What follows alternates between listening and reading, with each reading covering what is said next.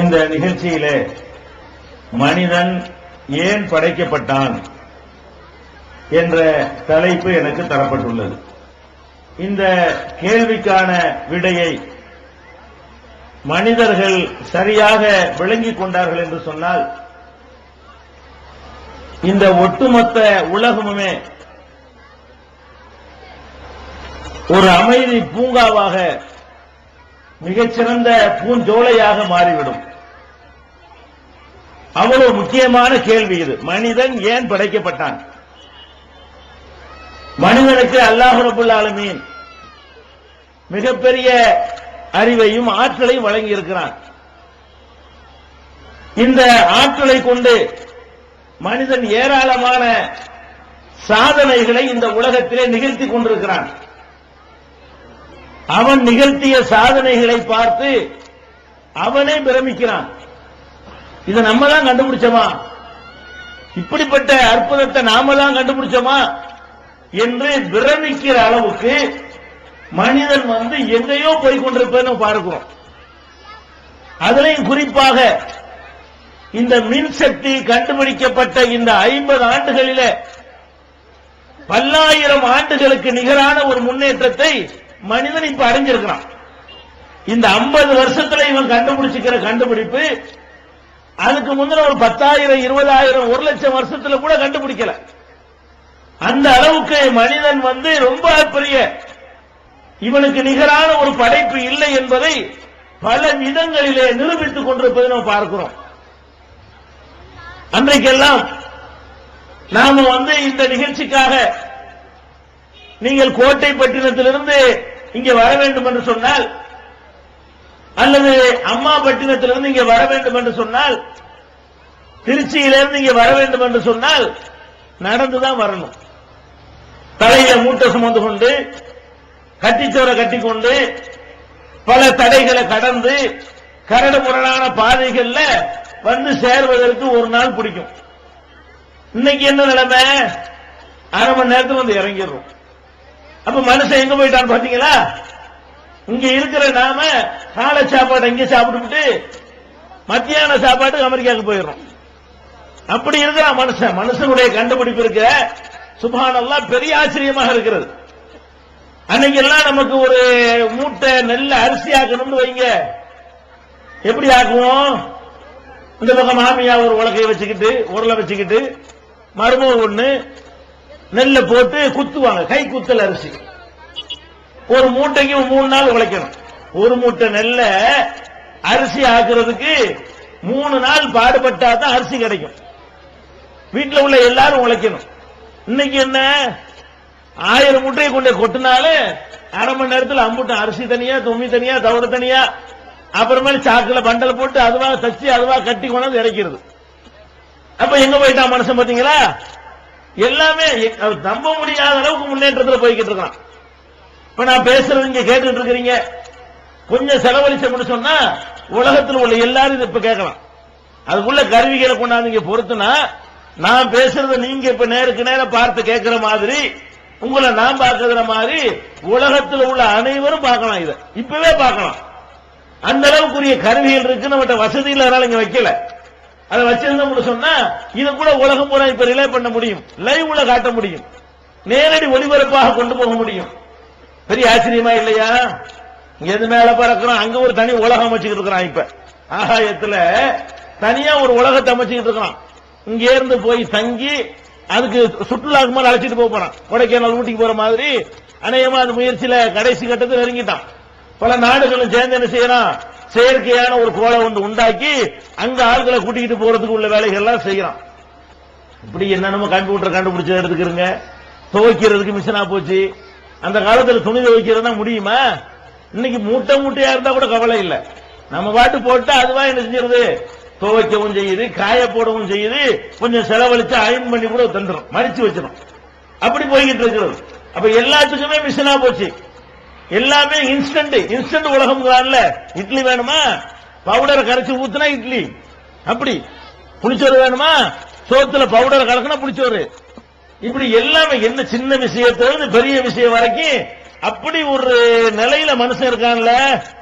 இவ்வளவு அறிவு உள்ள ஒரு மனுஷன் எதை எதையோ கண்டுபிடிக்கிற மனுஷன், எங்கேயோ உள்ளது இங்க கொண்டாந்து கண்ணு முன்னாடி நிறுத்தக்கூடிய மனுஷன் எதை கண்டுபிடிக்கல? நம்ம எதுக்கு இந்த உலகத்துல படைக்கப்பட்டோம்? இதெல்லாம் கண்டுபிடிக்க தான் படைக்கப்பட்டோமா?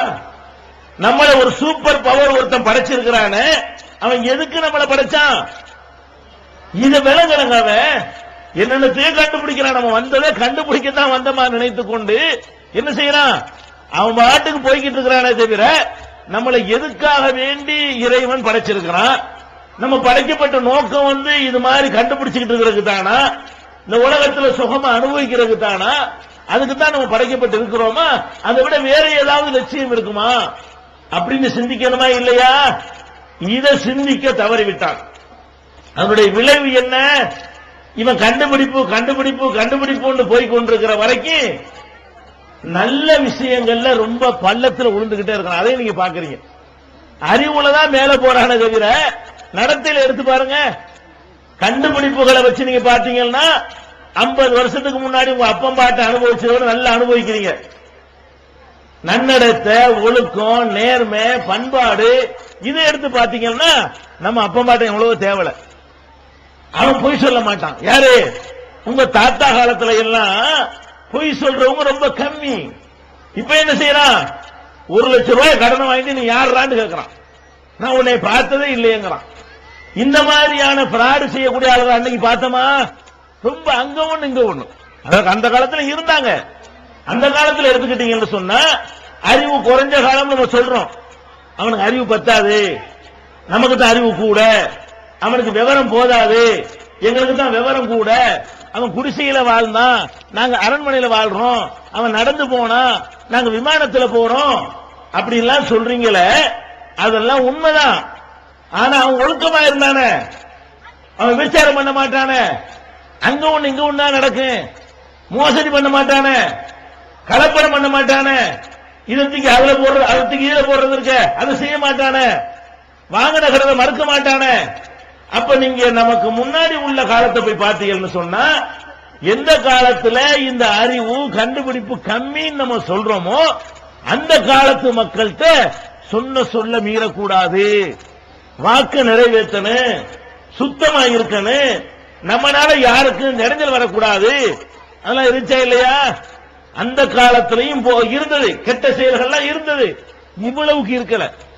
அந்த காலத்துல போதை, எல்லாரும் போதை பொருள் குடிப்பான். என்ன குடிப்பான்? அதிகபட்சமா பனை மரத்துல தென்னை மரத்துல கல் இறங்கிட்டு வந்து அதை குடிப்பான். அது ஏதோ ஒரு சின்ன அளவுக்கு போதையை தரும். முன்னேறிட்டாகல்ல, இவன் என்ன பண்றான்? இவனும் போதை பொருளை பயன்படுத்தினான். எப்படி? அது பத்தல. எது பத்தல? தென்னை மரத்திலிருந்து இறக்கக்கூடிய கல்லு, பனை மரத்திலிருந்து இறக்கக்கூடிய கல்லு போதையை திருக்கி இவருக்கு பத்தல. என்ன செய்யறான்? சாராயத்துக்கு மாறுறான். சாராயமும் பத்தல. சாராயத்தில் என்ன பண்றான்? நச்சு பள்ளி நமச்சாரத்தை எல்லாம் போட்டு அதெல்லாம் ஊற வச்சு காய்ச்சி அதை குடிக்கிறான். அதுவும் பத்தல. நான் சிரிக்கிறது சொல்லல, நிஜமாவே இதெல்லாம் போடுறாங்க. சாராயம் குடிச்சு சாவு கொண்டு வருத, அதெல்லாம் நச்சு பள்ளி சமாச்சாரம் தான். அதையெல்லாம் போட்டு நல்ல கிக்கு ஏறும் அப்படின்னு சொல்லி அந்த போதை அட்வான்ஸா போறாங்களாம். அறிவாளியில உள்ளா அந்த காலத்துல கூமுட்ட விவரமான ஆளு, விவரமான ஆளுங்கிற என்ன பண்றான்? இப்படி சாராயம் போதை பொருள் குடிக்கிறதுல கூட டெவலப் ஆகிட்டே இருக்கிறான். எப்படி டெவலப் ஆகுறான்? அதுவும் பத்த மாட்டாங்க கொஞ்ச நாளைக்கு. இந்த போதையை அப்படித்தான். முதல்ல ஒரு பெக்கு அடிப்பான், அது ஒரு மாசம் ஓடும், அப்புறம் 1 அடிச்சா தான் சரியா வரும், அது கொஞ்ச நாளைக்கு ஓடும், அப்புறமே போதை தராது. அப்புறம் என்ன செய்யணும்? 2 பெக்கு அடிக்கணும், அப்புறம் அதுவும் பத்தாது கொஞ்ச நாளைக்கு, அப்புறம் 3, அப்புறம் வயிற்றுல இடம் இருக்காத, பொருளை மாத்து, இது சரி வராது. இதை விட்டு அட்வான்ஸ் ஏதாவது இருக்குதா? அதை சிந்திக்கிறான். அது பத்தல என்ன செய்யறான்? ஹெராயின் பவுடருங்கிறான். அப்படி நாக்கில் வச்சாலே போத, வெட்டடின் ஊசிங்கிறான், இன்ஜெக்ஷன் போட்டு போதை ஏத்துறான். போதைய ஊசி மருந்துல கொண்டாந்து ஏத்திக்கிட்டு அவனா ஏத்திக்கிட்டு அப்படியே மெய் மறந்து ஆடுறான். பத்த மாட்டேங்குது. அப்ப இவங்க அறிவை கொண்டு என்னத்தை கண்டுபிடிக்க முடியுது? கெடுக்கிறதுக்குரிய எல்லாத்தையும் அழகா கண்டுபிடிக்கிறான். அந்த காலத்திலையும் குடிச்சான், இந்த காலத்திலையும் குடிச்சான். அந்த காலத்தில் என்ன குடிச்சான்? கல்லு குடிச்சான். இந்த காலத்தில் மனுஷனை மொத்தமாக நாசமாக்கக்கூடிய, உடம்பு முழுசும் ஆல்கஹாலாலையும் விஷத்தாலையும் நிறைக்கக்கூடிய ஒரு எந்த அளவுக்கு நீங்க அமெரிக்கா போன்ற நாடுகள் எல்லாம் பாத்தீங்கன்னு சொன்னா, ஹரே ராமா ஹரே கிருஷ்ணான்னு சொல்லிக்கிட்டு ஒரு ஹிப்பி கூட்டம் உண்டானாங்க. இவங்க என்ன, இந்த போதையிலேயே மூழ்கி போய் இந்த உலகத்தில் உள்ள எல்லாத்தையும் மறந்துட்டு எப்ப பார்த்தாலும் அப்படி மிதந்துகிட்டே இருக்கணும், எப்ப பார்த்தாலும் போதையில மிதக்கணும். அந்த மாதிரியான ஒரு ஜெனரேஷன், ஒரு சமுதாயத்தை உண்டாக்கி விட்டானுவோ. பாக்குறீங்களா இல்லையா? அன்னைக்கு சுருட்டு குடிப்பான், அப்புறம் பீடிக்கு வந்தான். இப்ப என்ன, இப்ப வெண் சுருட்டுக்கு வந்திருக்கான். வெண் சுருட்டுனா என்ன, சிகரெட் அட்வான்ஸ் பண்ணி அதுல வகை வகையா நிறைய போயில அடைச்சு அந்த போயில சரக்கு எல்லாம் சேர்த்து இப்படி கெட்டு போயிட்டு இருக்கிறான். அந்த காலத்துல கலப்படம் பண்ணான், தப்பு அந்த காலத்துல செஞ்சான். அந்த காலத்துல கம்மியா செஞ்சான். என்ன கலப்படம் செய்வான் அதிகபட்சமா? அந்த காலத்து கலப்படம் எல்லாம் பால்ல தண்ணி கலப்பான். இவ்வளவுதான் அந்த காலத்து கலப்படம். அந்த காலத்து கலப்படம் செய்யறாங்கிறவன் என்ன செய்யுமா, 1 லிட்டர் பாலுக்கு ஒரு 1/2 லிட்டர் தண்ணீரை கலந்து 1 லிட்டர் பால் ஆகி விற்பான்.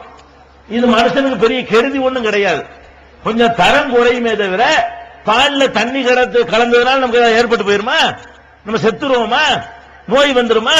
ஒண்ணும் வராது. அவன் கலப்படம் பண்ணனாலும் ஏதோ கொஞ்சம் சம்பாதிக்கிறதுக்காக வேண்டி தண்ணியை கலந்துக்கிட்டானே தவிர வேற ஒண்ணும் கலக்கல.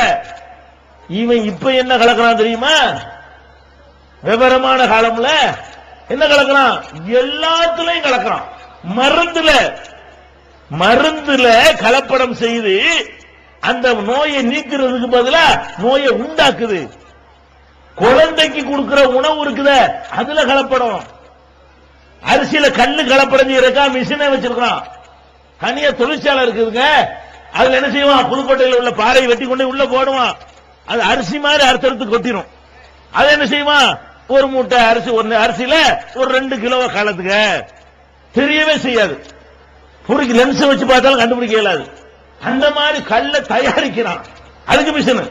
அரிசியில கல்ல கலக்கிறதுக்கு எந்த மாதிரி கலந்தா நீங்க எடுக்க மாட்டீங்க அப்படிங்கிறதுக்காக வேண்டி அரிசியில கல்ல கலக்கிறான், சீரகத்துல சதகுப்பைய கலக்கிறான், தேங்காய் எண்ணெயில ஒயிட்டாயில கலக்கிறான். ஒயிட்டாயில தேய்ச்சா என்ன ஆகும்? 3/4 பேர் வழுக்கையா இருக்காரு. என்ன காரணங்கிறீங்க? எல்லாம் இதுதான் மேட்ரு. அந்த காலத்துல வெறும் தேங்காய் எண்ணெயை தேய்ச்சா பொம்பளை மாதிரி கூந்தல் போட்டி போட்டு அந்த காலத்து பாகவதெல்லாம் இப்படி முடி வச்சாங்க. அந்த காலத்துல முடி இப்படி தொங்கும்ல, ஆம்பளை எல்லாம் கூட, அந்த காலத்து நடிகர் எல்லாம் கூட எப்படி இருப்பாங்க, முடி பொம்பளைக்கு போட்டு எப்படி வைப்பாங்க, அப்படி சுருளா கிடக்கும். பொம்பளை பார்த்து பொறாம போடுவாங்க, நமக்கு கூட இப்படி இல்லை இவனுக்கு இருக்கு. இப்ப என்ன, அம்புட்டு ஆம்பளைக்கு வழுக்க. ஏன் ஒயிட்டாயில கலந்தா மிஷினுக்கு போறாயில கொண்டு தேங்காயில கலந்தா என்ன ஆகும்? இப்படி எல்லாத்திலையுமே கெட்ட வேலை செய்யறதுல அவனை எல்லாம் விட ரொம்ப ஜாஸ்தியா இருக்கிறான். அந்த காலத்தில் என்ன பண்ணுவான், ஒரு ஆபாசம்ங்கிற பேர்ல 4 கெட்ட வார்த்தையை பேசுவாங்க, கெட்ட வார்த்தையை காதுல கேட்பாங்க. இவ்வளவுதான் அந்த காலத்தில் இருந்துச்சு. இந்த காலத்தில் என்ன, ஆபாசத்தை அறிஞ்சிக்கிறதுக்காக வேண்டி இன்டர்நெட்டுக்கு போன ஆபாசம், பேப்பரை வாங்கின ஆபாசம், டிவியை திறந்த ஆபாசம், டெய்லி பேப்பரை திறந்த ஆபாசம், SMS செல்லுல வந்த ஆபாசம், எல்லா ஆபாசம், பேச்சு எல்லாமே. அந்த ஆபாசத்தை எவ்வளவு மிஞ்சிட்டான். அப்ப எல்லா வகையிலும் அறிவு இருக்குது நினைத்துக் கொண்டு இவன் எதை நோக்கி போய் கொண்டிருக்கிறான்னு சொன்னா, நம்ம எதுக்கு படைக்கப்பட்டோங்கிறத விளங்காதனால அதுல பாதாளத்தில் வீழ்ந்து கொண்டிருக்கிறான். இன்னும் கவனிங்க, மனித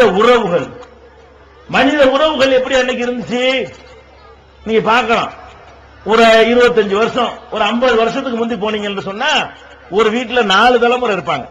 யார் இருப்பா?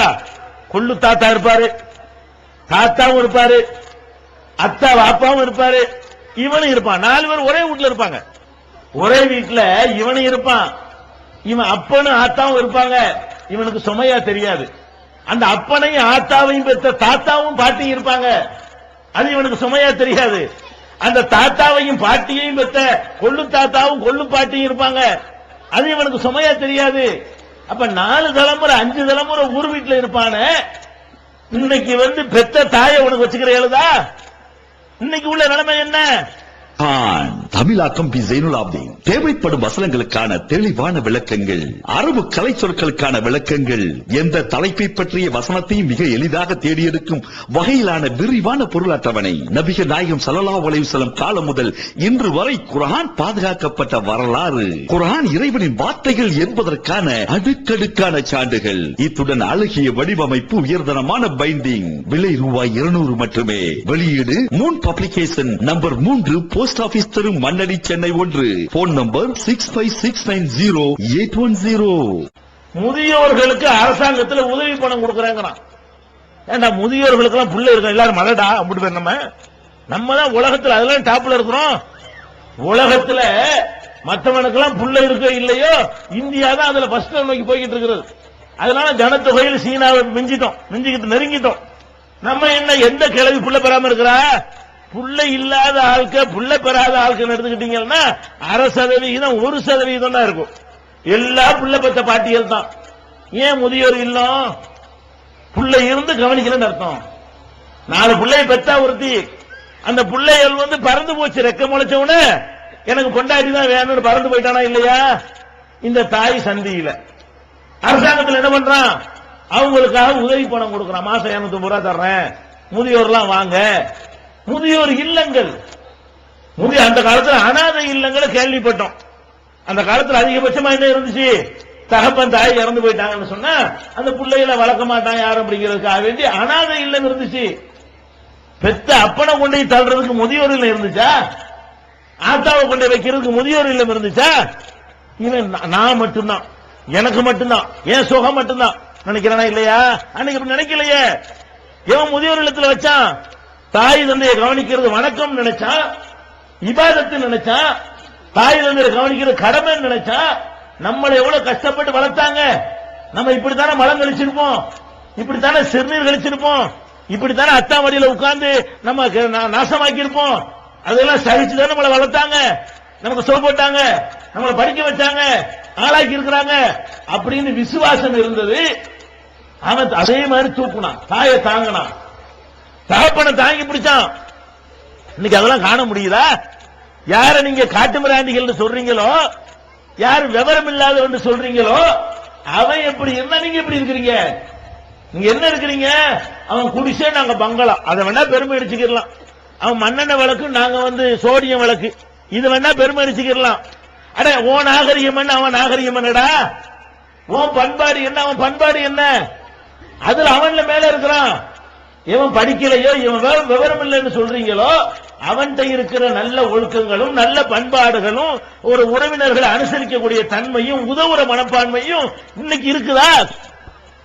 நீங்க இன்னைக்கு எப்படி பார்க்கலாம்? அப்படி நீண்ட கடலோரத்துல பிரயாணம் பண்ணி போனீர்கள் சொன்னா ஆங்காங்க சத்திரம் இருக்கிறத பாக்குறீங்க. சத்திரம் பாக்குறீங்களா? சத்திரங்கள் இருக்கா இல்லையா? சத்திரம்னா என்ன? வசதி உள்ளவன் நம்ம செத்த பிறகு 4 பேருக்கு சோறு கொடுப்போமே அப்படிங்கிறதுக்காக வேண்டி அன்ன சத்திரம்னு கட்டிட்டு போறான். ஒரு இடத்தை கட்டி வச்சு 10,000 ஏக்கர் 5,000 ஏக்கர் 2,000 ஏக்கர் நிலத்தை எழுதி வச்சு அதுல வர்ற வருமானத்தை வச்சு யாரு வந்தாலும் சோறு போடுங்க. யாரு? எவன விவரம் கட்டவன் நீங்க நினைக்கிறீர்கள் அவன். எவன் படிக்கலையோ, எவன் இந்த மாதிரியான விஷயங்களை அனுபவிக்கலையோ, இதெல்லாம் யாருக்கு தெரியாது. யார் காரை பார்க்கவில்லையோ, யார் ஏரோப்ளான பார்க்கவில்லையோ, யார் டிவியை பார்க்கவில்லையோ, யார் கரண்ட பார்க்கவில்லையோ, யார் கம்ப்யூட்டரை பார்க்கவில்லையோ, யார் நவீன சாதனங்களை வாஷிங் மிஷினை பார்க்கலையோ, பிரிட்ஜ பார்க்கலையோ, அவன் எதை பார்க்கறான்? மனுஷனை பார்க்கறான். பார்த்து ஏழைகள் எவ்வளவு கஷ்டப்படுவாங்க, போற வழியில சாப்பிடட்டுமே அப்படின்னு அன்ன சத்திரம் கட்டி வச்சானே. இந்த 20ஆம் நூற்றாண்டுல இந்த 50 வருஷம் எத்தனை அன்ன சத்திரம் தமிழ்நாட்டில் கட்டப்பட்டு சொல்லுங்க பார்ப்போம். எவ்வளவு பணக்காரன் இருக்கான், அதே மாதிரி எவ்வளவு ஏழை இருக்கிறான். இந்த ஏழைகள் எப்ப வேண்டாலும் சாப்பிடலாம் என்பதற்காக கட்டப்பட்ட சத்திரங்களை இப்ப பார்க்க முடியுமா உங்களுக்கு? எந்த சத்திரத்தை எடுத்தாலும் ஒரு 100 வருஷத்துக்கு முந்தையதாக இருக்கும், குறைஞ்சபட்சம் 50 வருஷத்துக்கு முந்தையதாகவாவது இருக்கும். ஒரு 25 வருஷத்துக்கு முந்தின சத்திரத்தை உங்களால் காட்ட இயலுமா? அந்த மாதிரி சத்திரத்தை நல்லது பூரா பண்ணான். அதாவது அவன் விளங்கி இருந்தான், நம்ம எதுக்கு படைக்கப்பட்டோம், இந்த பணம் நமக்கு எதுக்கு, நம்ம சுகமா இருக்கிறதுக்கா, இந்த உடல் நமக்கு அல்லாஹ் தந்திருக்கிறானே நம்ம இன்பமா இருப்பதற்கா, அந்த கேள்வியை விளங்கின காரணத்தினால் எதை நம்மளால ஏண்ட அளவுக்கு நல்ல காரியங்களை செஞ்சுட்டு போகணும், அதன் மூலமாக நிக்கணும், அதன் மூலமாக நன்மை அடையணும் அப்படி நினைச்சானா இல்லையா? எல்லா ஊர்களையும் குளம் வெட்டி போட்டான், எல்லா ஊர்களையும் கிணறு வெட்டினான். பாத்தீங்களா இல்லையா? கிணறு இருக்கு, எல்லா வீட்லயும் பாத்ரூம் வசதியா இருக்கு. வரக்கூடிய தண்ணீரை சேமித்து வைத்தால் அது எல்லா மக்களும் குடிப்பதற்கு உதவும். நம்ம வீட்டுல உள்ள கிணறு இருக்க, அதுல கூட தண்ணி ஊறணும்னு சொன்னா அந்த ஊர்ல ஒரு குளம் இருக்கணும், குளத்துல தண்ணி இருக்கணும். அது இருந்தா தான் நிலத்தடி நீர் கரெக்டா இருக்கும். அப்பதான் கிணத்துல கூட தண்ணி வரும். குளத்தை காலி பண்ணீங்கன்னு வைங்க, அப்புறம் இறக்கிக்கிட்டே இருக்க வேண்டியதான். உரைக்கு மேல உரைக்கு மேல ஏற அப்படின்னு போய்கிட்டே இருக்க வேண்டியதான். தண்ணி இருக்காது. 40 அடி 80 அடி 160 அடி எல்லாம் மல்டிப்ளை ஆகிட்டு இருக்கிறது. அவ்வளவு ஆட்டி போட்டா கூட கிணத்துல தண்ணியை காணோம்.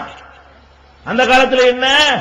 மீடியா வேல்டு வழங்கும் புதிய தலைப்புகள். சகோதரர் எஸ்.எம். பாக்கர் ஆற்றிய உரைகள். இஸ்லாமும் அரசியலும் கிருஷ்ணாம்பேட்டை. ஒற்றுமை புத்தானத்தம். இஸ்லாமிய பெண்கள் அன்றும் இன்றும். வரதட்சணை ஓர் வன்கொடுமை இலங்காக்குறிச்சி. முஸ்லிம்களின் தனியிட ஒதுக்கீடு சிவகாசி. சகோதரர் பிரதோசி ஆற்றிய உரைகள். மௌலூது ஒரு ஆய்வு பேராபூரணி. தகடு தாயத்து துபாய். கடன் வரதட்சணை துபாய். அல்லாஹுவை நம்புவது எப்படி? தவறான குற்றச்சாட்டுகளும் தக்க பதில்களும். எஸ்.எஸ்.யு. சைபுல்லா ஹாஜா பண்டாரவாடை. நபிசல் அவர்களின் வாழ்க்கை வரலாறு. சம்சுலுகா ரஹ்மானி மதுரை. இன்றைய கலாச்சார உலகில் இஸ்லாமியர்களின் பொறுப்பு. எம்.எஸ். சுலைமான் கத்தார். நன்மையின் பக்கம் விரைந்த பெண்களும் தீமையின் பக்கம் விரைந்த பெண்களும். பெமினா மாஜிதா பேகம். பெண்களை கண்ணியப்படுத்தும் மார்க்கம் இஸ்லாம் அறந்தாங்கி. தொழுகையின் அவசியம் அறந்தாங்கி மற்றும் மார்க்க அறிஞர்கள் உரையாற்றிய 1000க்கும் மேற்பட்ட தலைப்புகள் கிடைக்கும் இடம் மீடியா வேல்ட், 81 அங்கப்பநாயக்கன் தெரு, மண்ணடி, சென்னை 1. Cell number 94436006 9380459818. நம்ம வீட்டுல உள்ள கிணறு இருக்க, அதுல கூட தண்ணி ஊறணும்னு சொன்னா அந்த ஊர்ல ஒரு குளம் இருக்கணும், குளத்துல தண்ணி இருக்கணும். அது இருந்தா தான் நிலத்தடி நீர் கரெக்டா இருக்கும். அப்பதான் கிணத்துல கூட தண்ணி வரும். குளத்தை காலி பண்ணீங்கன்னு வைங்க, அப்புறம் இறக்கிக்கிட்டே இருக்க வேண்டியதான். உரைக்கு மேல ஏற அப்படின்னு போய்கிட்டே இருக்க வேண்டியதான். தண்ணி இருக்காது. 40 அடி 80 அடி 160 அடி எல்லாம் மல்டிப்ளை ஆகிட்டு இருக்கிறது. அவ்வளவு ஆட்டி போட்டா கூட கிணத்துல தண்ணியை காணோம். அந்த காலத்துல என்ன? இப்படி குனிஞ்சு தண்ணி அள்ளலாம். கிணத்துல அப்படி குனிஞ்சு கயிறு போடாம வாளி விட்டு என்ன செய்யலாம்? தண்ணி அள்ளலாங்கிற நிலைமை இருந்துச்சா? ஏன்? அட இருக்கிற குளத்தை மூடுறான், தூத்துக்கிட்டு வர்றாயா. நவீன காலத்துல இந்த அறிவு கூட அவனுக்கு இருந்தா இருக்கிற குளத்தை காப்பாற்ற மாட்டான். இருக்கிற குளத்தை மூடுறான், அதுல போய் ஊட்ட கட்டிக்கிட்டு ஆக்கிரமிப்பு செய்யறான். ஏரிகள் பூரா வீடுகளாகி விட்டது, கண்மாய்கள் எல்லாம் வீடுகளாகி கொண்டிருக்கிறது, குளம் எல்லாம் பட்டா போட்டுக்கிட்டு இருக்கிறான். அப்ப குளம் குட்டை ஏரி எல்லாமே அவன் சுயநலத்துக்கு எடுத்துக்கிட்டு இருக்கிறான. இவன் யாரு அவன் யாரு? யார் அறிவுள்ளவன்? இப்ப அப்ப நம்ம விளங்கணும், நம்ம படைக்கப்பட்டது இது எல்லாத்துக்கும் பேசிக்க என்ன தெரியுமா? இவன் நினைக்கிறான் இந்த 20ஆம் நூற்றாண்டு 21ஆம் நூற்றாண்டு மனுஷன் நினைக்கிறான், இந்த உலகத்துல நான் படைக்கப்பட்டது நான் எல்லாத்தையும் அனுபவிச்சிருந்தேன் அவன் நினைக்கிறான். இவன் ஏன் படைக்கப்பட்டான்னு அவன்கிட்ட கேட்டா சொல்றான். ஏன் படைக்கப்பட்டான் தெரியுமா? என்னென்ன இருக்கோ எல்லாத்தையும் அனுபவிக்க, என்ஜாய் பண்றதுக்கு படைக்கப்பட்டாங்கிறான். கேட்டா ஏன்டா படைக்கப்பட்ட? அனுபவிக்கத்தான், ஜாலியா இருக்கத்தான். என்னென்ன இருக்க எல்லாத்தையும் பார்த்து பண்ணும். கைக்கு என்னென்ன இருக்கு அவளையும் கையால் அனுபவிச்சிடணும். நாக்குக்கு என்னென்ன இன்பம் இருக்கு அவளே அனுபவிச்சு பண்ணணும். கண்ணுக்கு என்னென்ன இன்பம் இருக்கு அவளையும் பார்த்து போடணும். காதுக்கு எவ்வளவு இன்பம் இருக்கு அவளையும் பார்த்து. காது செவிடா போனாலும் பரவாயில்லை, மாட்டிக்கிட்டு அட்டிக்கிறான். டம்மு போட்டு காதுல 24 hours மாட்டிக்கிட்டு கேட்டுக்கிட்டே இருக்கிறான். செவிடா போனாலும் பரவாயில்லை, அம்புட்டு பாட்டையும் கேட்டு முடிச்சிருவேன் அப்படின்னு சொல்லி காதுக்கு எது இன்பம் அதை பார்த்து பொண்ணு. ஒவ்வொரு அங்கத்துக்கும் ஒவ்வொரு உறுப்புக்கும் என்னென்ன இன்பங்கள் என்று நினைக்கிறானோ அத்தனையும் அனுபவிக்கத்தான் நான் படைக்கப்பட்டிருக்கிறேன். ஆம்புளையும் நினைக்கிறான், பொம்புளையும் நினைக்கிறான், கிழவன் நினைக்கிறான், கோமரன் நினைக்கிறான், கிழவியும் நினைக்கிறாள், குமரையும் நினைக்கிறாள். இந்த உலகம் எப்படி இருக்கிறது என்றால் நாம சொகுசாக வாழ்வதற்கு படைக்கப்பட்டு இருக்கிறோம். இஸ்லாம் சொல்லுது இல்ல, நீ படைக்கப்பட்டது இதுக்கு இல்ல, நீ படைக்கப்படுவது நீ சுகமாக இருப்பதற்கு அல்ல. இஸ்லாம் மாத்திரம்தான் தெளிவாக இதுக்கு விடை சொல்லுகிறது. நம்ம எதுக்கு படைக்கப்பட்டிருக்கிறோம் என்று கேட்டால் அல்லாஹ் குர்ஆன்ல சொல்லி காட்டுகிறான், ஹலக்கல் மௌத்த வல் ஹயாத், உங்களுக்கு வாழ்வை இறைவன் படைத்திருக்கிறான். மரணத்தை படைத்திருக்கிறான். எதற்கு படைத்திருக்கிறான்? லியப்லுவக்கும் ஐயுக்கும் அஹ்ஸனு அமலா, உங்கள யார் நல்லபடி செயல்படுறீங்க என்று சோதிக்கிறதுக்கு தான் நான் படைச்சிருக்கிறேன். நம்ம நினைக்கிறோம் இவன் அத்தை கண்டுபிடிச்ச உடனே என்னமோ நமக்கு நன்மை செய்யறான் நினைக்கிறோம். இல்ல, அல்லாஹ் எதுக்கு நமக்கு இதெல்லாம் தர்றான்னு கேட்டா, நல்ல ஒரு பிளஸ் நன்மையான காரியங்களை வசதிகளை அவன் தந்தாலும் வசதிகளை நம்மிடமிருந்து குறைத்தாலும் ரெண்டுக்குமே என்ன காரணம் என்று கேட்டால், உங்கள யாரு ஒழுங்கா செயல்படுறீங்க. அப்ப இந்த உலகம், நம்ம படைக்கப்பட்டிருக்கிற இந்த உலகம் ஒரு பரீட்சை கூடம், ஒரு சோதனை கூடம். இதுவே சாஸ்வதமானது இல்லை, இதுவே நிரந்தரமானது இல்லை, இங்கே நீ அனுபவித்துக் கொண்டு இருந்துவிடப் போவது இல்லை. நீதான் இஸ்லாம் சொல்லக்கூடிய விடை. மனுஷன் ஏன் படைக்கப்பட்டான்னு சொன்னா, இன்னொரு உலகம் இருக்கிறது. நம்ம எல்லாரும் இறந்த பிறகு, எல்லாரும் அழிக்கப்பட்ட பிறகு நம்ம அனைவரையும் கடவுள் இறைவன் ஒன்று சேர்ப்பார், திரும்ப எழுப்புவார். எழுப்பி இந்த உலகத்தில் நம்ம என்ன செஞ்சோம் என்பதற்கு கேள்வி கேட்பார். சரியான விடை சொன்னால் நமக்கு சொர்க்கத்தை தருவார், சரியான விடை சொல்லலன்னு சொன்னா நமக்கு நரகத்தை தருவார். அந்த சொர்க்கம் எப்படி இருக்கு நீங்க அனுபவிக்கிறீங்க? இதெல்லாம் ஒண்ணுமே இல்லை. இதையெல்லாம் தூக்கி சாப்பிடக்கூடியதாக அந்த இன்பம் இருக்கும். அந்த இன்பத்திற்கு முடிவு கிடையாது, அந்த இன்பத்திற்கு லிமிட் கிடையாது, அந்த இன்பத்திற்கு எல்லை கிடையாது. காலத்துக்கு இருப்பீங்க. இங்க எவ்வளவு நாளைக்கு இருப்பீங்க? எவ்வளவு நாளைக்கு இருப்பீங்க? 60 வருஷம் இருந்துருவீங்க சராசரியா.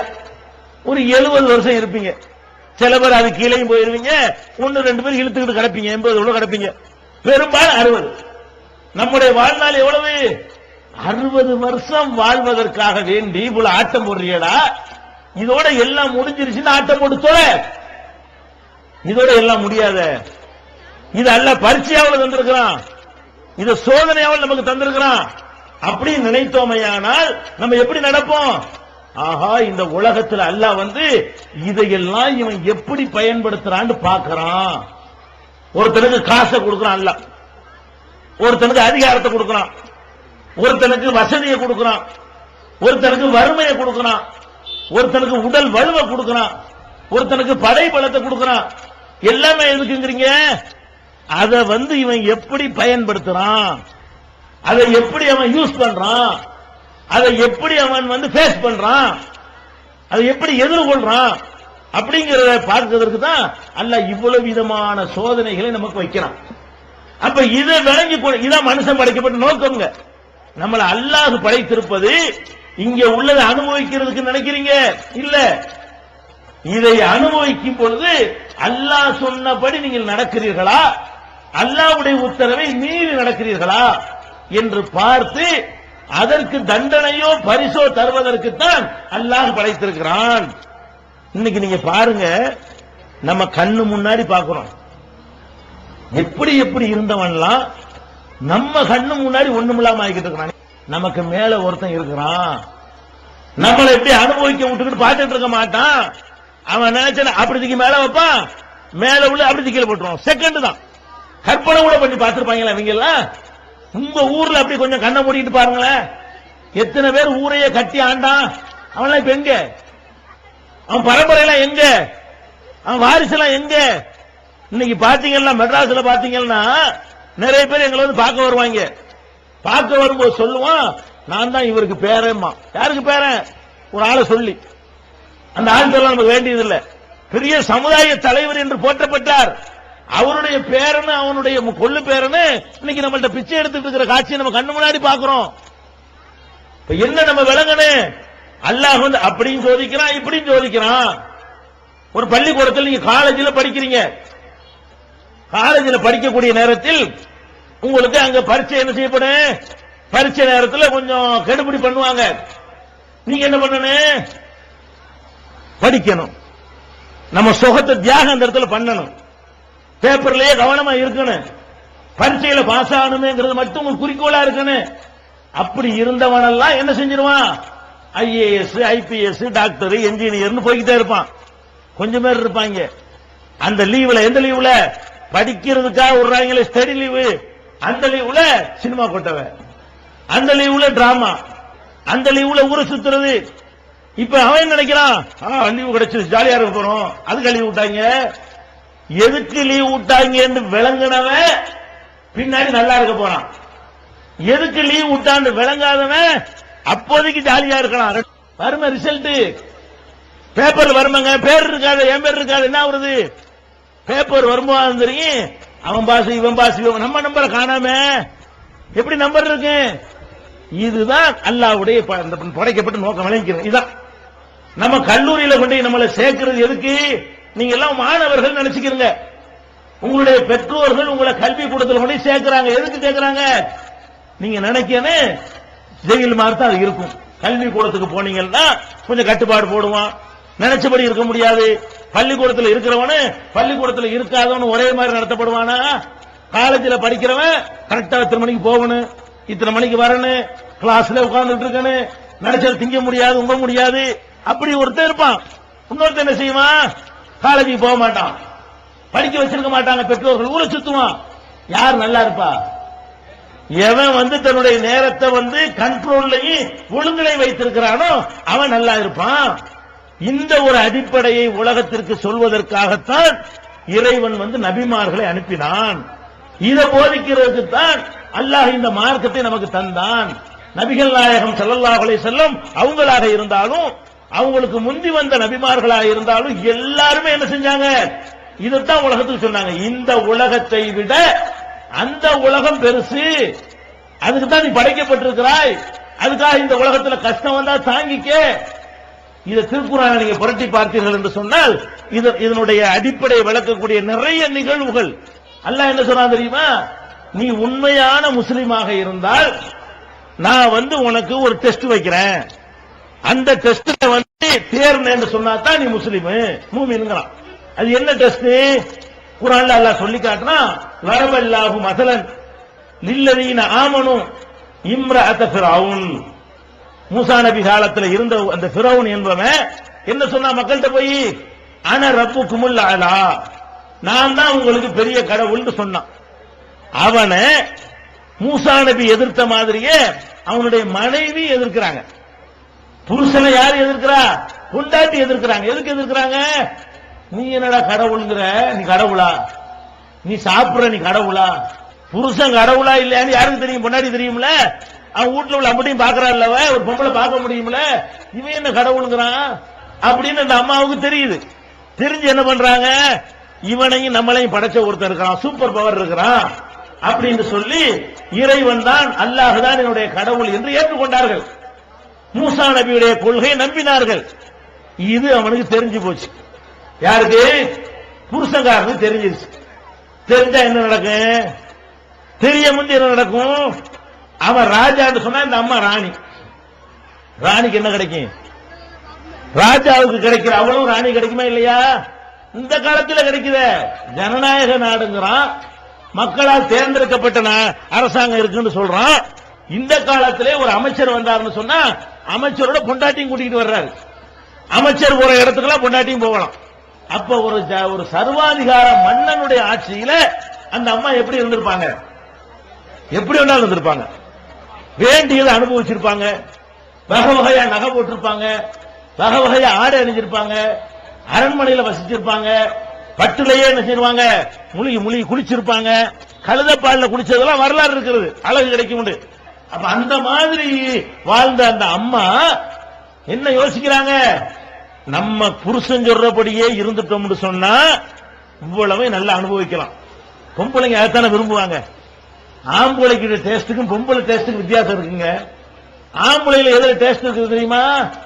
ஆம்பளை திங்கிறதுல நல்லா டேஸ்ட் பார்ப்பான்.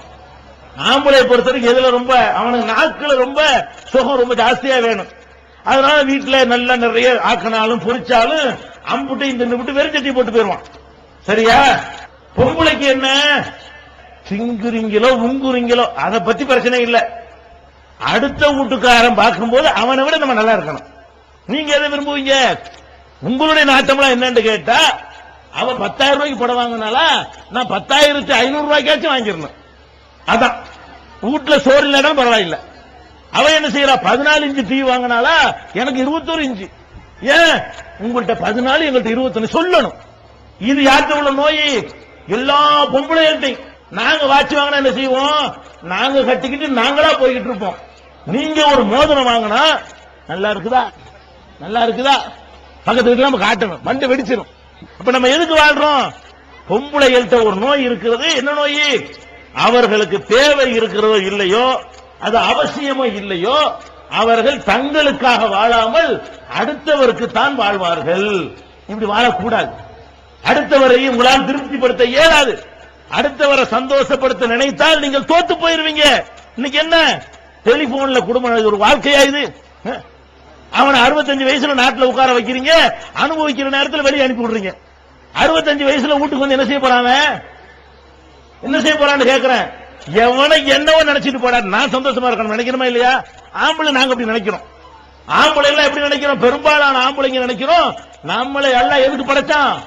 நம்ம சந்தோஷமா இருக்கணும், நமக்காக வாழணும், அடுத்தவனுக்கு வாழவே கூடாது.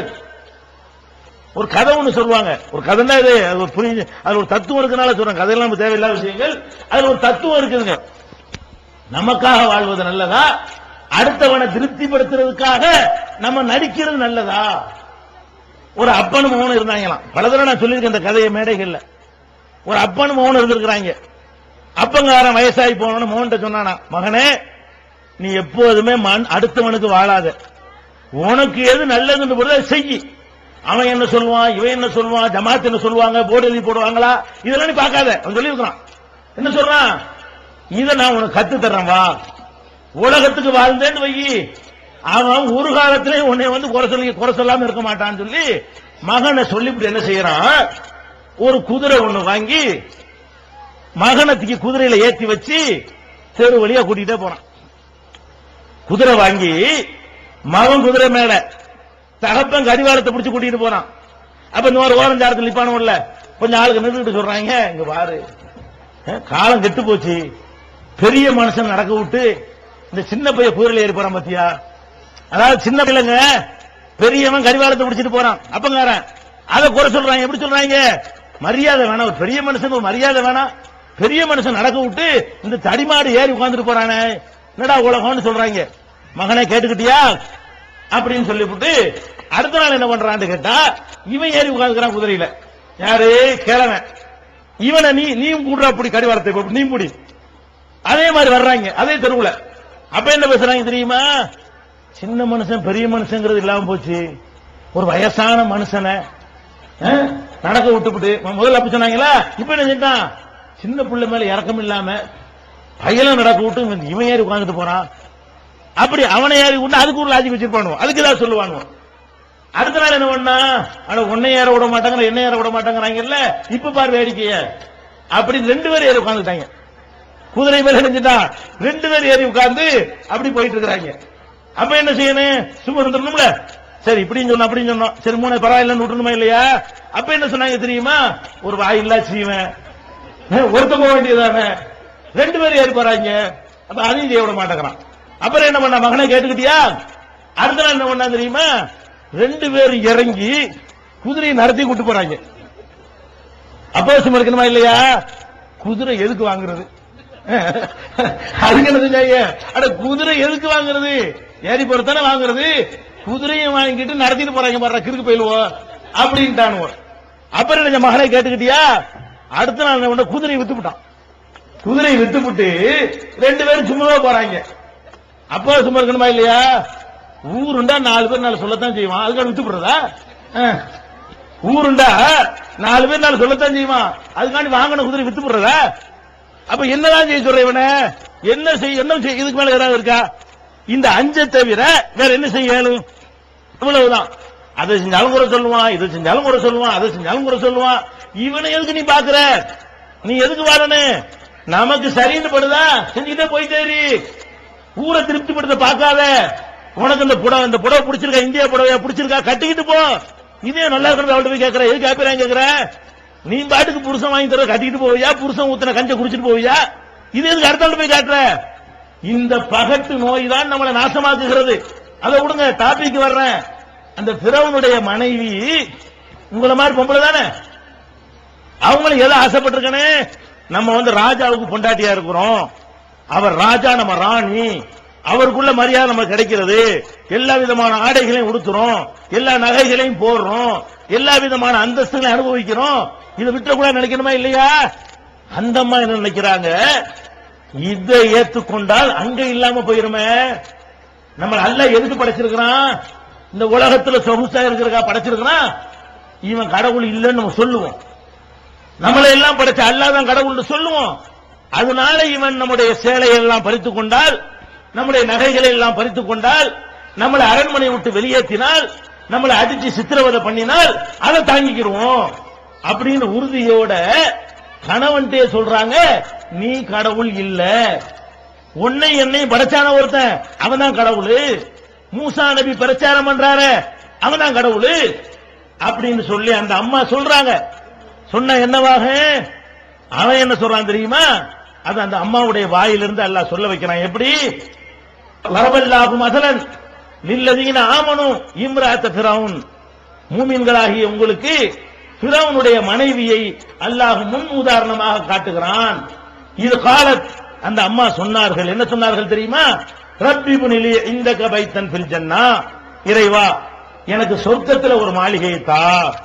இவன் ஒரு மாளிகையை தந்திருக்கிறான், இதுல எல்லாம் கிடைக்குது, இது வேணாம். எப்ப கிடைக்கும் இதெல்லாம்? உன்னை மறுத்தால் கிடைக்கும். இவனை கடவுள் என்று ஏற்றுக்கொண்டால் இதெல்லாம் கிடைக்கும். எது கிடைக்கும்? இந்த அரண்மனை கிடைக்கும். எனக்கு இது வேணாம். எனக்கு எது வேணும்? உன்னிடத்தில் இருக்கிற சொர்க்கத்தை எனக்கு தா. வனஜ்ஜினி மின் ஃபிரௌன வ அமலிஹி, ஃபிரௌனிடமிருந்தும் அவனுடைய சித்திரவதையிலிருந்தும் என்னை காப்பாத்து. வனஜ்ஜினி மினல் கௌமில் ஸாலிமீன், அநியாயக்கார கூட்டத்திலிருந்து காப்பாத்துன்னு சொல்லி அந்த அம்மா அல்லாஹ்ட்ட துஆ செஞ்சாங்க. அது அல்லாஹ் சொல்லி காட்டி, இந்த மாதிரி நீங்கள் நடந்து கொண்டால் தான் நீங்கள் மூமின்கள். புடிச்சுனா அல்லாஹ் நம்ம ஏன் படைக்கப்பட்டோங்கிறத யார் விளங்குனா? அந்த அம்மா விளங்குனாங்க. எப்படி விளங்குனாங்க? இந்த உலகத்துல என்ன வேண்டாம் கிடைக்கட்டும், அதெல்லாம் ஒண்ணுமே இல்ல. ஒரு இன்பம் கிடைக்கிறது, எவ்வளவு இன்பம் கிடைக்கும்? ஒரு இளமையில ஒரு இன்பம் கிடைக்கிறது என்பதற்காக வேண்டி இவன் தடுமாறினால் எவ்வளவு நாளைக்கு அது கிடைக்கும்? வசதி கிடைக்கிறது என்பதற்காக தடுமாறினால் அது எவ்வளவு நாளைக்கு நிக்கும்? உடல்ல திமிர் இருக்கிறதுக்கான ஆட்டம் போட்டால் அது எவ்வளவு நாளைக்கு நிக்கும்? 10 வருஷம் நிக்குமா? 15 வருஷம் நிக்குமா? 50 வருஷமா நிக்கட்டுமா? அப்புறம் அதுக்கு பிறகு என்ன? மண்டையை போட்டு அப்புறம் என்ன? கொண்டை புதைச்சிருவாங்க, அப்புறம் என்ன உங்க இது? இதை விளங்குறது தான் மனிதன் படைக்கப்பட்ட நோக்கம். நான் மரணித்த பிறகு என்னுடைய கதி என்னவாகும்? நான் இறந்த பிறகு என்னுடைய உயிர் எங்கே செல்லும்? நான் இறந்த பிறகு என்னுடைய இந்த செயலுக்கான எதிர் விளைவு என்னவாக இருக்கும்? இதை விளங்குவதுதான் மனிதன் படைக்கப்பட்ட நோக்கம். இதை எல்லாரும் விளங்கிட்டான்னு வைங்க. எப்படி விளங்கலாம்? நம்ம இந்த உலகத்தில் என்ன செஞ்சாலும் நம்மை ஒருவன் பார்த்துக் கொண்டிருக்கிறான், கண்காணித்துக் கொண்டிருக்கிறான், பதிவு செய்து கொண்டிருக்கிறான், எழுதி வைத்துக் கொண்டிருக்கிறான். அவ்வளவையும் தூக்கி முன்னாடி கொண்டாந்து நல்லா போடுவான். ஒண்ணு கூட மறையாது. எப்படி மறையாது? மறுமை நாளை பத்தி எல்லாம் சொல்லி காட்டுறான், அப்படி தூக்கி எல்லாம் கொடுப்பானா. இக்ரா கிதாபக புர்ரா, புடிவன் பேப்பரை புடியுமா? நல்லா அவன் வாங்கி பார்த்து சொல்லுவானா, மாலிஹாதல் கிதாப், இது என்ன ஏடு? லா யுகாதிரு சகீரத்தன் வலா கபீரத்தன், ஒரு சின்ன விஷயத்தை கூட விட்டு வைக்கல, ஒரு பெரிய விஷயத்தை கூட விட்டு வைக்காம இருக்கிறது. எல்லாத்தையும் அக்குவேர் ஆணிவரை எழுதி வச்சிருக்க, இது என்ன ஒரு பயங்கரமான பதிவேடு என்று அப்ப புலம்புவான். அல்லாஹ் சொல்லுவான், இக்ரா கிதாபக கபாபி நப்சிக்கல் யௌம அலைக்க ஹசீபா, உன் கணக்கு நீனே பார்த்துக்கடான்னு ஒரு தூக்கி விட்டு எறிவான் அல்லாஹ். அப்ப தெரியும் நம்ம வாங்கின மார்க். ஆஹா, எல்லாத்திலும் அடிபட்டு போயிட்டோமே, இந்த உலகம் தான் சதம் நினைச்சு ஏமாந்து போயிட்டோமே, வாழ்க்கை நாசமாக்கிட்டோமே அப்படின்னு அங்க புலம்ப கூடாது என்றால், இங்கே இந்த உலகத்தில் வாழும் பொழுது இறைவன் எதை நமக்கு உத்தரவிட்டானோ, இறைவன் எதை கட்டளையிட்டானோ, எந்த மாதிரி வாழ்ந்தால் நீங்கள் மறுமையில வெற்றி பெறுவீர்கள் என்று சொன்னானோ அதன்படி உங்கள் வாழ்க்கை அமைத்துக் கொள்ள வேண்டும். நம்முடைய கண்டுபிடிப்புகளால், நம்முடைய அறிவுகளால், நம்முடைய சிந்தனைகளால், நம்முடைய அழகுகளால், நம்முடைய ஆற்றல்களால் ஒரு வெற்றியையும் பெற முடியாது. நம்முடைய தூய்மையான எண்ணத்தால், நல்ல நடத்தையால் தான் நம்ம வெற்றி பெற முடியும். இதை விளங்கிட்டா, எல்லாரும் விளங்கிட்டா, குறைஞ்சபட்சம் முஸ்லிம்கள் விளங்கிட்டா எப்படி இருக்கணும் கற்பனை பண்ணி பாருங்க.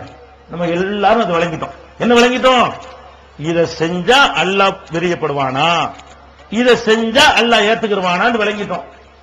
இது விளங்கிட்டோம்னு சொன்னா வரதட்சணை வாங்குவீங்களா, கொடுப்பீங்களா? எப்படி கொடுப்பீங்க? அதை பார்த்துட்டு இருப்பான அல்லாஹ். நம்ம வாங்குறது தெரியும், கொடுக்கிறது தெரியும், ஏமாத்துறது தெரியும், நடிக்கிறது தெரியும், எல்லாம் பார்த்துட்டு இருக்கானே. வரதட்சணை வாங்க மாட்டோம். இந்த மாதிரி நம்ம பக்குவப்பட்டோம்னு சொன்னா லஞ்சம், ஊழல், கலப்படம், பொய், பிராடு, பித்தலாட்டம் எல்லாம் நம்மளோடு போயிருமே. ஒரு புதிய ஜெனரேஷன், ஒரு புதிய தலைமுறையை உருவாகி போயிருமே. அப்படிப்பட்ட ஒரு சமூகத்தை படைப்பதற்காகத்தான், மாற்றுவதற்காகத்தான் அல்லாஹ் நபிமார்களை உலகத்திற்கு அனுப்பினான். அவங்க வந்த நோக்கமே மனிதன் ஏன் படைக்கப்பட்டான் என்பதை சொல்லித் தருவதற்குத்தான். மனிதன் படைக்கப்பட்டது இந்த உலகத்திற்கு அப்புறம் ஒரு உலகம் இருக்கிறது, அந்த உலகத்தில் நம்ம ஜெயிக்க வேண்டும். இந்த உலகத்தில் எவ்வளவு கஷ்டம் வந்தாலும் பரவாயில்லை. இதை விளங்குனதுனால தாங்க சஹாபாக்கள், ரசூல்லா இருந்தாங்கல்ல, நபிமார்கள் இருந்தாங்கல்ல, இந்த சத்தியத்தை சொன்னதுக்கு எவ்வளவு அடி வாங்கினாங்க. பேசாம விட்டு போயிருக்கலாம்ல, அடி ஏன் தாங்க வேண்டுச்சு? ஊரை விட்டு விரட்டுறாங்க, முடியாதுன்னு உறுதியா நிக்கிறாங்க, அடிக்கிறாங்க, உறுதியா நிக்கிறாங்க, சமுதாயத்தில் ஒதுக்கி வைக்கிறாங்க, உறுதியா ஏன் உறுதியா நின்றாங்க? இது ஒரு மேற்றே இல்ல, நீ என்ன வேணாலும் பண்ணிக்கிறா. நாங்க இந்த உலகத்துல பதவி பட்டதுக்காக வேண்டியதை சொல்லிக்கிட்டு இருக்கிறோம், மறுமையில வெற்றி பெற சொல்றோம். இன்னைக்கு இந்த தௌஹீத் ஜமாத் ஏன் நிக்குது? நாங்க 27 வருஷமாக 1980 இருந்து கத்திக்கிட்டு இருக்கிறோம். இந்த 27 வருஷங்களாக நாங்கள் சொல்வதற்கும், அடி வாங்குவதற்கும், திட்டு வாங்குவதற்கும், பலவிதமான அடக்குமுறைகளுக்கு ஆளாவதற்கும், சிறைச்சாலைகளை சந்திச்சதற்கு என்ன காரணம்? அதை எதனால எங்களுக்கு தாங்கிக் கொள்ள முடிஞ்சது? இந்த உலகத்துல நீ எவ்வளவு கஷ்டப்படுத்துறியோ அவ்வளவு நாங்க நல்லா இருப்பாட்டி. அது எனக்கு நன்மை இருக்கு. ஊரை விட்டு நீக்கு, எனக்கு நன்மை இருக்கு. பள்ளிவாசலுக்கு வராதுன்னு சொல்லு, எனக்கு நன்மை இருக்குது. நிக்கா புஸ்தகம் தரமாட்டேன்னு சொல்லு, அதுக்கு எனக்கு எங்க நன்மை இருக்குது. ஜெயில கொண்டு போட்டு மீதி, எனக்கு எங்க நன்மை இருக்குது. அப்படிங்கிற ஒரு நம்பிக்கையினால நீங்க நாங்கள் நின்றுட்டு இருக்கிறோம். அதனால தௌஹீத் ஜமாஅத்தின் பக்கம் மக்கள் கூட்ட கூட்டமா வந்துகிட்டு இருக்கிறாங்க. அப்ப எல்லாமே சீராக வேண்டும் என்று சொன்னால், எல்லாமே ஒழுங்காக வேண்டும் என்று சொன்னால், நம்ம படைக்கப்பட்டது இந்த உலகத்திற்கு இல்லை. எவ்வளவுக்கும் ஐயுக்கும் அகசன் அமலா, நல்ல அமல் செய்யக்கூடியவர்கள் யார் என்பதை சோதித்து பார்ப்பதற்கு தான். இதை விளங்கினீர்களேயானால் தொழுவாத ஒரு முஸ்லிம் இருக்க மாட்டான். ஏன்? நம்மள அல்ல எதுக்கு படைச்சான்? தொழுவாட்டி உனக்கு தெரியுமில்ல. நீங்க நோன்பு வச்சிருக்கிறீங்க, நோன்பு வச்சு சாப்பிடுவீங்களா? நோன்பு வச்சுக்கிற நீங்க பகல்ல சாப்பிடுவீங்களான்னு கேக்குறேன். சாப்பிட மாட்டீங்க, அல்லாஹ் பார்த்துட்டு இருக்காண்டு. அதனால தானே. அப்ப 5 வேளையும் தொழுவாட்டி அல்லாஹ் பார்க்க மாட்டானா உங்கள? அல்லாஹ் இருக்கான்னு ஒரு பக்கம் நம்புறீங்க, தொழுவ மாட்டேங்கிறீங்க. இப்ப தொழுவாட்டி அல்லாஹ் தெரியாதப்ப நீங்க என்ன நினைக்கிறீங்க? அல்லாஹ் பார்க்கிறான், அல்லாஹ் பார்க்கிறான்ங்கிற நம்பிக்கை உண்டாக்கத்தானங்க இந்த வணக்கமெல்லாம் அல்லாஹ் தந்திருக்கிறான். அப்ப இந்த மாதிரி நம்மள்ட்ட நம்பிக்கை வந்து விட்டது என்று சொன்னால், தொழுகை, நோன்பு, ஜக்காத், ஹஜ் எல்லாம் நம்ம இடத்துல வந்துவிடும். தானம், தர்மம், ஒழுக்கம், பண்பாடு எல்லாமே வந்துவிடும். ஒட்டுமொத்த சமுதாயமுமே நபிகள் நாயகம் ஸல்லல்லாஹு அலைஹி வஸல்லம் உருவாக்கியது போல சஹாபாக்களை போன்றவர்களாக மாறிடுவோம். அப்படி மாற வேண்டுமானால் நீங்க ஒரு பாடத்தை கற்றுக்கொள்ள வேண்டும். ஃபிரௌனுடைய மனைவி எப்படி இந்த உலகத்து இன்பத்தை பெருசாக கருதாமல் மறுமையில வெற்றி பெறுவதற்கு ஏற்ற வழியை தேர்ந்தெடுத்துக் கொண்டு அதுக்காக எல்லா இன்பத்தையும் இழந்து அடி உதைகளுக்கு ஆளாகி, துன்பங்களுக்கு ஆளாகி, சித்திரவதைகளுக்கு ஆளாகி உறுதியாக நின்றார்களோ அந்த மாதிரி நாங்களும் நிற்போம் என்ற பாடத்தை நம்ம பெற்றுக்கொள்ள வேண்டும். அப்படி பெற்றுக்கொண்ட நன்மக்களாக அல்லாஹ் ரப்பல் ஆலமீன் நம் அனைவரையும் ஆக்கி அருள் புரிவானாக என்று கூறி, எனக்கு வழங்கப்பட்ட நேரம் முடிந்துவிட்ட காரணத்தினால் உரையை நிறைவு செய்கிறேன். வாஹிரு தஅவானா அல்ஹம்துலில்லாஹி ரப்பில் ஆலமீன். அஸ்ஸலாமு அலைக்கும்.